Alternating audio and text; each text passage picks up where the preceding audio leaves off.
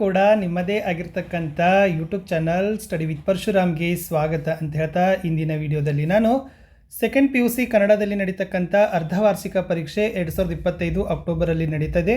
So ಅದಕ್ಕಾಗಿ ನಾನು ಭಾಳಷ್ಟು ಕ್ವಶನ್ ಪೇಪರನ್ನು ಅಪ್ಲೋಡ್ ಮಾಡಿದ್ದೀನಿ. ಸೊ ಎಲ್ಲ ಕ್ವಶನ್ ಪೇಪರ್ಗಳು ಬೇಕಾದರೆ ವಿಡಿಯೋದ ಡಿಸ್ಕ್ರಿಪ್ಷನ್ ಬಾಕ್ಸ್ನಲ್ಲಿ PUC first and second year exam question paper ಅಂತಲೇ ಒಂದು ಪ್ಲೇಲಿಸ್ಟ್ ಲಿಂಕ್ ಇದೆ. ಎಲ್ಲರೂ ಕೂಡ ಪ್ಲೇಲಿಸ್ಟ್ ಲಿಂಕಲ್ಲಿ ನೋಡಿ. ಸೊ ಅಲ್ಲಿ ಫಿಕ್ಸ್ ಕ್ವಶನ್ನು ಇಂಪಾರ್ಟೆಂಟ್ ಕ್ವಶನ್ಸ್ ಇದ್ದಾವೆ. ಅಷ್ಟೇ ಅಲ್ಲದೆ ದ್ವಿತೀಯ PUC ಕನ್ನಡ ಪ್ರಶ್ನೋತ್ತರ ಅಂತ ಇದೆ. ಪಾಠಗಳ ಪ್ರಶ್ನೋತ್ತರಗಳನ್ನೇ ಕೊಟ್ಟಿದ್ದೀನಿ. ಒಂದೆರಡು ತಾಸಲ್ಲಿ ಎಲ್ಲ ಪಾಠಗಳ ಪ್ರಶ್ನೋತ್ತರಗಳನ್ನೇ ನೀವು ಕವರ್ ಮಾಡ್ಕೊಂಡು ಬರ್ಬೋದು. ತುಂಬ ಇಂಪಾರ್ಟೆಂಟ್ ಆಗಿರ್ತಕ್ಕಂಥ ವಿಡಿಯೋ ಇದೆ. ಲೈಕ್, ಶೇರ್ ಮತ್ತು ಸಬ್ಸ್ಕ್ರೈಬ್ ಮಾಡೋದನ್ನು ಮಾತ್ರ ಮರೆಯದಿರಿ. ಜೊತೆಗೆ ಕಮೆಂಟ್ ಪಕ್ಕ ಹೈಪ್ ಇದೆ, ಹೈಪನ್ನು ಒತ್ತಿ ಇನ್ನಷ್ಟು ವಿಡಿಯೋವನ್ನು ಮೋಟಿವೇಟ್ ಮಾಡ್ಬೋದು. ಇನ್ನು ನಿಮಗೆ ಯಾವ ವಿಷಯದ ವಿಡಿಯೋಗಳು ಬೇಕು ಅನ್ನೋದನ್ನು ನೀವು ಕಮೆಂಟಲ್ಲಿ ಕೊಟ್ಟರೆ ಸೊ ಖಂಡಿತವಾಗಿ ಆ ಪ್ರಶ್ನೆ ಪತ್ರಿಕೆಗಳನ್ನು ನಾನು ವಿತ್ ಕೀ ಆನ್ಸರು ಕೊಡಲಿಕ್ಕೆ ಪ್ರಯತ್ನವನ್ನು ಪಡ್ತೀನಿ ಅಂತ ಹೇಳ್ತಾ ವಿಡಿಯೋವನ್ನು ಶುರು ಮಾಡ್ತೀನಿ. ಲೈಕ್, ಶೇರ್, ಸಬ್ಸ್ಕ್ರೈಬ್ ಮಾಡೋದನ್ನು ಮಾತ್ರ ಮರೆಯದಿರಿ.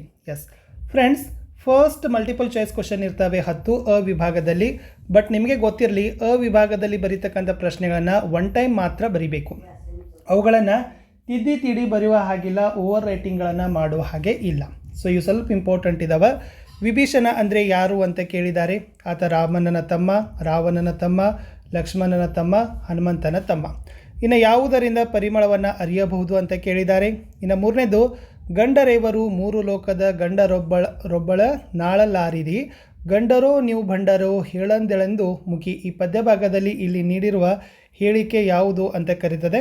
ಅದು ಗಂಡರೇವರ ಸಮರ್ಥತೆ ಅನ್ನೋದನ್ನು, ದಿಟ್ಟತನ ಅನ್ನೋದನ್ನು ಕೂಡ ನೀವೇನು ಮಾಡ್ಬೋದು, ಬರೀಬೋದು. ದ್ರೌಪದಿ ಇದೊಂದು ವಾಕ್ಯ ಇತ್ತು. ಇನ್ನು ಹಲವು ಹಳ್ಳಗಳು ಸೇರಿ ಏನಾಗ್ತವೆ ಅಂತ ಕೇಳಿದ್ದಾರೆ. ಬ್ಯಾಸಗಿ ದಿವಸಕ್ಕೆ ಯಾವ ಮರ ತಂಪು ಅಂತ ಕೇಳಿದ್ದಾರೆ. ಇನ್ನು ಮಾರ್ಚ್ನ ಜೊತೆಗಾರನ ಹೆಸರು ಯಾರು ಅಂತ ಕೇಳಿದರು. ಸೊ ಮಾರ್ಚ್ನ ಜೊತೆಗಾರನ ಹೆಸರು ಯಾವುದಪ್ಪ ಅಂತಂದರೆ ಪೂನಚ್ಚ ಅಂತಕ್ಕಂಥದ್ದು ಸರಿಯಾದ ಉತ್ತರ ಬರಬೇಕು. ಇನ್ನು ನೆಕ್ಸ್ಟ್, ಇದೇ ಲೋಟವಲ್ಲವೇ ಇಲ್ಲಿ ಬೆವರಿನ ಬೆಲೆ ಕಳೆದದ್ದು, ಕಳ್ಳತನದ ಕಿರೀಟವನ್ನು ತನ್ನ ಮರುಕಲು ಗುಡಿಸಲ ಚಾವಣಿಗೆ ಜೋಡಿಸಿದ್ದು, ಬೆಳೆಯದಿದ್ದಾರೆನಂತೆ ಬುದ್ಧಿ ಮಣ್ಣಿಗಿಂತಲೂ ಬುರ್ನಾಸು ಮೂರ್ಖಾಸಿನದ್ದು, ಪಟ್ಟದ ಮೇಲಿನ ಕತ್ತಿಗೆ ಚಟ್ಟದಲ್ಲಿರುವವನ ಮೇಲೆ ದಿಟ್ಟಿ ಎಂದಿಗೂ ಸಲ್ಲ, ಜಾತಿ ಹಾವಿಗ್ಯಾಕೆ ಎರೆಹುಳದಂತೆ ಕೆಸರು ಕೆದಕುವ ಕೆಲಸ ಅಂತ ಕೇಳಿದರೆ ಯಾವ ಆಲೋಚನೆ ಅಂತ ಕೇಳಿದರು. ಇದು ಬೆಳ್ಳಿ ಲೋಟದ ಮೇಲಿನ ಪ್ರೀತಿ ಅಂತಕ್ಕದ್ದನ್ನು ಬರಬೇಕು. ಇನ್ನು ರೆಹಮಾನ್ ಐ ವಿಟ್ನೆಸ್ ಎಂದು ಯಾರನ್ನು ತೋರಿಸಿದ್ರು ಅಂತ ಕೇಳಿದರೆ. ಇನ್ನು ಮುನ್ಸಿಪಾಲ್ಟಿ ಪ್ರೆಸಿಡೆಂಟರ ಹೆಸರು ರೆಹಮಾನ್ ಖಾನ್, ಇದು ನಿಮಗೆ ಗೊತ್ತಿದೆ. ಇನ್ನು ನಮ್ಮ ಡಿಪಾರ್ಟ್ಮೆಂಟಿನ ಲೈನ್ಮನ್ಗಳು ಯಾರಿದ್ದರು ಈವರೆಗೆ ಸರ್ವಿಸ್ ಮುಗಿಸಿ ರಿಟೈರ್ ಆಗಿರೋದನ್ನು ನೋಡಿದ್ದೀರಾ. ಕರೆಂಟಿನ ಜೊತೆಗೆ ಕೆಲಸ, ಅದು ಒಂದಲ್ಲ ಒಂದು ದಿನ ಎಚ್ಚರ ತಪ್ಪಿದ್ರು ಅಲ್ಲಿಗೆ ನಮ್ಮ ಸರ್ವಿಸ್ ಮುಗಿದಂಗೆ ಅಲ್ವಾ ಎಂದು ದುರ್ಗಪ್ಪ ಏನು ಹೇಳಲು ಹೊರಟಿದ್ದಾನೆ ಅಂತ ಕೇಳಿದ್ದಾರೆ. ಇದು ಕರೆಂಟ್ ಎಷ್ಟು ಅಪಾಯಕಾರಿ ಅಂತಕ್ಕಂಥ ವಾಕ್ಯ ಅಂತಕ್ಕ ಇದೆ ನೋಡಿ, ಅದು ಸರಿಯಾದ ಉತ್ತರ ಬರ್ತದೆ. ಇನ್ನು ಬಿಟ್ಟ ಸ್ಥಳ ಮಾದರಿ ಪ್ರಶ್ನೆಗೆ ಬರ್ಕೊಳ್ಳೋಣ. ಸೊ ಇಲ್ಲಿ ಏನಿದೆ ಅಂತಂದರೆ, ಮುಟ್ಟಿಸಿಕೊಂಡವನ ಕಥೆಯಲ್ಲಿ ಬರುವ ಸರ್ಕಾರಿ ಆಸ್ಪತ್ರೆ ವೈದ್ಯನ ಹೆಸರು ಸೊ ತಿಮ್ಮಪ್ಪ, ನಿಮಗೆ ಗೊತ್ತಿದೆ. ಇನ್ನು ಕೆಂಪು ಪಟ್ಟಿಗೆ ಸೇರಿದ ಪ್ರಾಣಿ ಕೇಳಿದರು. ಸಿಂಹ ಬಾಲದ ಕೋತಿಗಳು ಇಸ್ ದ ರೈಟ್ ಆನ್ಸರ್. ದುರಾಸೆ ಹುಡುಗನನ್ನು ನಿರಾಕರಿಸಿದವರು ನಿಶಾ ಶರ್ಮಾ ಅನ್ನೋದು ಸರಿಯಾದ ಉತ್ತರ. ತಮ್ಮ ರಾಜ್ಯದಲ್ಲಿ ತಾವೇ ತಬ್ಬಲಿಗಳಾಗುತ್ತಿರುವುದು ಕನ್ನಡಿಗರು. ದನಿಗಳ ದಾಂಪತ್ಯಕ್ಕೆ ಡ್ಯಾಶ್ ಮೂಕ ಸಾಕ್ಷಿಯಾಗಿತ್ತು, ಬೆಳ್ಳಿ ಲೋಟ ಅನ್ನೋದು ಸರಿಯಾದ ಉತ್ತರ ಬರ್ತದೆ.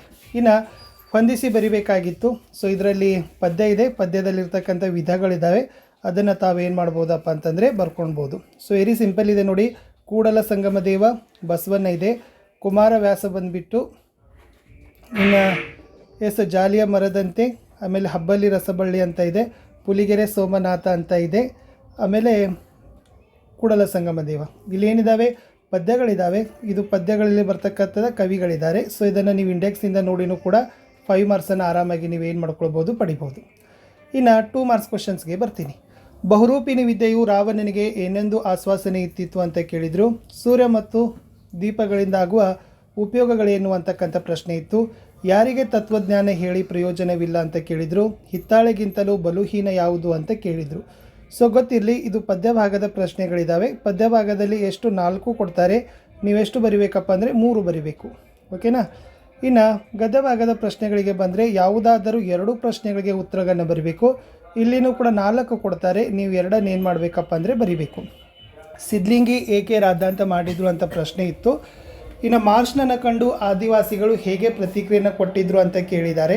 ಇನ್ನು ತ್ರಿಭಾಷಾ ಸೂತ್ರದ ಬಳಕೆ ಹೇಗಿರಬೇಕು ಅಂತ ಕೊಟ್ಟಿದ್ದಾರೆ. ಧನಿಪತ್ನಿ ಬೆಳ್ಳಿ ಲೋಟವನ್ನು ಹೇಗೆ ಪರಿಚಯಿಸಿದ್ರು ಅಂತದ್ದು ಕೂಡ ನಿಮಗೆ ಇತ್ತು.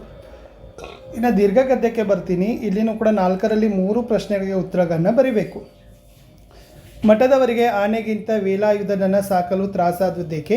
ಸೊರಗಿದ್ದ ಆನೆಯನ್ನು ಕೃಷ್ಣೇಗೌಡ ಹೇಗೆ ಸಾಕಿದ? ಫಾರೆಸ್ಟ್ ಡಿಪಾರ್ಟ್ಮೆಂಟ್ನವರು ನಂಬರ್ 1 ಎನಿಮಿಗಳು ಯಾರು? ಹುಚ್ಚು ನಾಯಿಗಳು ಆಸ್ಪತ್ರೆಯಲ್ಲಿ ಹೇಗೆ ವರ್ತಿಸುತ್ತೇವೆಂದು ಪುಟ್ಟಯ್ಯ ಹೇಳಿದ ಅಂತ ಕೇಳಿದರು.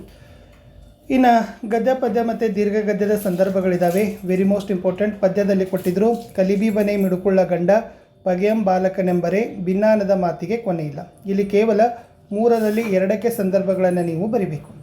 ಇನ್ನು ಗದ್ಯದಲ್ಲಿ 2ರಲ್ಲಿ 1ಕ್ಕೆ ಸಂದರ್ಭ ಬರಿಬೇಕು. ಅದು ಹಾಡುವುದು ಅವುಗಳಿಗೆ ಅನಿವಾರ್ಯ, ಅವುಗಳ ಕರ್ಮ, ನಮ್ಮ ಭಾಷೆಯಲ್ಲಿ ಓದಿದ್ದ ಮೈಗೆ ಹತ್ತೋದು. ಇನ್ನು ದೀರ್ಘ ಗದ್ಯದಲ್ಲಿನೂ ಕೂಡ 2 ಇದೆ. 2ರಲ್ಲಿ 1ಕ್ಕೆ ಬರಿಬೇಕು. ಅದು ನಿನ್ನ ಪುಕಾರೇನಿದ್ರಿ ಬರುವನಿಗೇನಿ ಇರಬೇಕು, 14 ಇಂಜೆಕ್ಷನ್ ಚುಚ್ಚಿಸ್ಕೋತೀನಿ ಅಂತ ಕೊಟ್ಟಿದ್ದಾರೆ. ಇನ್ನು ಲಾಂಗ್ ಕ್ವಶನ್ ಆನ್ಸರ್ಸ್ಗಳನ್ನು ನೋಡೋದಾದರೆ ಪದ್ಯ ಭಾಗದಲ್ಲಿ 4ರಲ್ಲಿ 2 ಬರಿಬೇಕು. ರಾವಣನಲ್ಲಿ ಕಂಡುಬರುವ ಪಶ್ಚಾತ್ತಾಪವನ್ನು ಕವಿ ಹೇಗೆ ನಿರೂಪಣೆ ಮಾಡಿದ್ದಾನೆ? ರಕ್ಷಿಸಬೇಕಾದರೆ ಭಕ್ಷಕರಾದರೆ ಒದಗುವ ಘಟನೆಯನ್ನು ಬಸವಣ್ಣ ಹೇಗೆ ಚಿತ್ರಿಸಿದ್ದಾನೆ? ದ್ರೌಪದಿ ಅವಮಾನಕ್ಕೊಳಗಾದ 3 ಪ್ರಸಂಗ, ಜ್ಞಾನವನ್ನು ಹೊಂದುವ 3 ಮಾರ್ಗಗಳನ್ನು ಕೇಳಿದರು. ಇನ್ನು ಗದ್ಯಭಾಗದಲ್ಲಿ ಕೇಳಿದ್ದಾರೆ 3ರಲ್ಲಿ 1ಕ್ಕೆ ಬರಿಬೇಕು.